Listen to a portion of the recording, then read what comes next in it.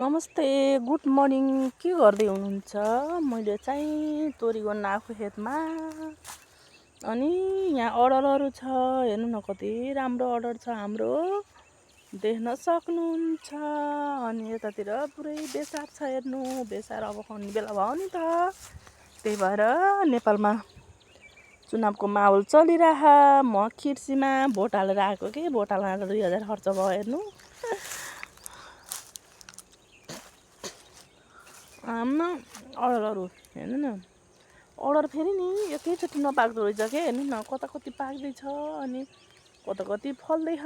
यस्तो यो धेरै धेरै अर्डर स्याहार्नेहरूले एक एकवटा टिप्नुहुन्छ होला कि एउटा पाकेको वास्ता गर्नु होला। अनि सेमी पनि छ कि, हेर्नु न, एक काम दुई पन्थ भनेर भन्छन् नि। अनि सेमी छ कि एक काम दुई पन्थ भनेको, एउटा काम गर्न त दुईवटा काम हुने। यता पनि छ। अनि सेमीहरू पनि छ। यस्तो थियो, सेमीहरू मरिसकेको थियो कि, मरि भन्नाले झाल सुक्नु लाग्यो। त्यसपछि तोरी यतिकन गोडी छु। अनि यहाँ कुत्ली कोसा कि, पहिला हामी सानो कति कुत्ली कोसा खाइन्थ्यो कि। हेर्नु न फेरि यो कुत्ली कोसा छ कि।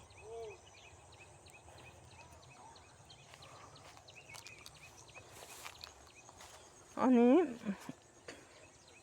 हजुरहरू के गर्दै हुनुहुन्छ? नेपालमा नि चुनावको माहौल चलिरहेछ के। हजुरहरूले केमा भोट हाल्नुभयो, केमा कमेन्ट गर्नु ल।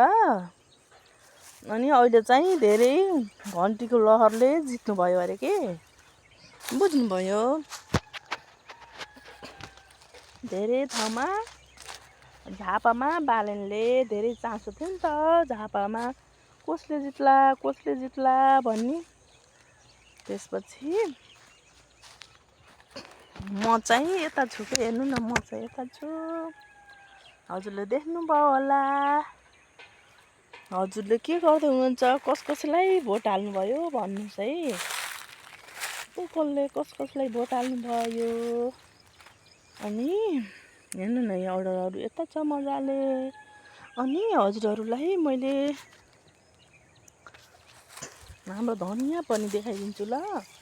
धनियाँ हेर्नु है, कति राम्रो छ धनियाँ। अनि कति राम्रो छ भन्नुहुन्छ के आफूले। हेर्नु न धनियाँ, उतातिर लसुन छ, चार बुढी छ सबै। उता छेउतिर पनि धनियाँ छ। अनि हामीलाई राम्रो त अरूले भन्ने होइन के, आफ्नो मनलाई राम्रो भन्ने हो। नै भने त कहिलेकाहीँ आफ्नो मनले पनि आफैलाई कहिलेकाहीँ यस्तो काम गरिछु नगर्न पर्ने रहेछ भनेर आफूले आफ्नो मनलाई पनि धिक्कारिन्छ। राम्रो बनिन्न भने अरूले त हामीलाई राम्रो भन्ने कुरै भएन। अनि के हामी बालापनमा के, यहाँ हेर्नु न, यो रातो किरा देख्नुभयो नि, यहाँ खसी छको के भुइँमा। यहाँ हेर्नु है, यस्तो गराउँथ्यौँ। अनि हामीले यहाँ पास फेल भन्थ्यौँ, पास उडो अनि उडे पार पास भन्थ्यौँ हामीले। यो किराको नाम चाहिँ मलाई थाहा छैन। अनि नउडे पार फेल भन्थ्यौँ कि हामीले बालापनको याद आउँछ के। अनि यस्तो देख्दाखेरि साथीहरूसँग चारी खेल्ने, अनि कत्थेर 1 बज्ला र भनेर हामी चारी खेल्थ्यौँ। अनि त्यो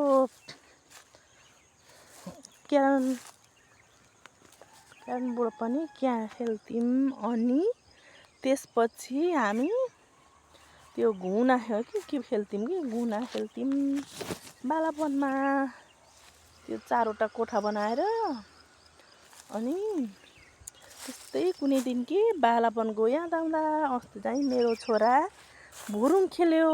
अनि त्यसपछि चुन्नी बनाइदिनुहोस् न मम्मी, चुन्नी म खेल्छु भन्यो कि मेरो छोराले। त्यसपछि मलाई बालापनको धेरै याद आयो। त्यसपछि नि मैले फोन गरेँ कि साथीलाई, अनि मलाई त बालापनको याद आयो भनेर। त्यसपछि साथी हाँसिन्। यो हुन्छ नि यो माथि माथिदेखि यो खोलोमा घोलो छ कि यहाँ घोलो छ होइन घोलो अनि बर्खोमा माथि माथिसम्म आउँछ। अनि त्यहाँ हाम्रो उखु पनि छ हेर्नु सक्नुहुन्छ। उखु छ अनि यो माथि माथिको यो साग खान्छन् कि यो के साग भन्छ त्यो साग खान्छन् कि हामीले चाहिँ त्यति खाइन्न तर पराया खानुहुन्छ के देख्नुहुन्छ। अनि त्यहाँ सम्पु छ हेर्नु। अनि मैले यता मेथी र धनियाँ पनि छरिछु अनि तरकारीहरू पनि रोपेछु। मैले तरकारीहरू हजुरलाई अर्को भिडियोमा देखाइदिने छु। नेपालमा गरेपार सुन फल्छ भन्ने यत्तिकै होइन, सुन भनेर सुनै फलेको होइन कि एउटा दाना रोपेपार एउटा दानाबाट कति धेरै दाना हुन्छ कि हेर्नु न। यही अर्डरको कुरा गरौँ होइन एउटा दाना नि हामीले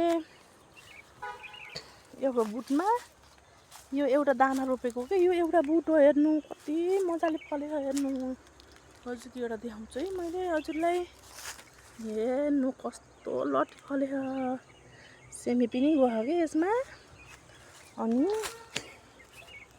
एकजनाले यति ठुलो भयो कि बुटो हेर्नु यति धेरै फलो। अनि यता पनि त्यस्तै। अनि त्यो अर्को बुट्टा त छेउतिर त एउटा बुट्टा त धान्न नसकेर फल्दा फल्दै ढलिसक्यो कि एउटा बुट्टाबाट हेर्नु न यो मजाले स्याहार गर्नेमा नै 2-3 माना आउँछ कि एउटा बुटोबाट अझै धेरै आउँछ होला। अनि मानो रोपेपार मुरी फल्छ अनि नेपालमा सुन फल्छ भन्ने कारण यही हो कि बोडीहरू टन्न रोपेको थिएँ कि मैले यसमा। अनि बोडी सेमी त्यसपछि भेन्डीहरू रोप्दै थिएँ कि अनि सँगसँगै अडर पनि रोपेको अलिकति ल्याएर त्यसपछि कति राम्रो भयो म यता छु। अनि अरू अब अर्को भिडियोमा देखाउँछु हजुरहरूलाई।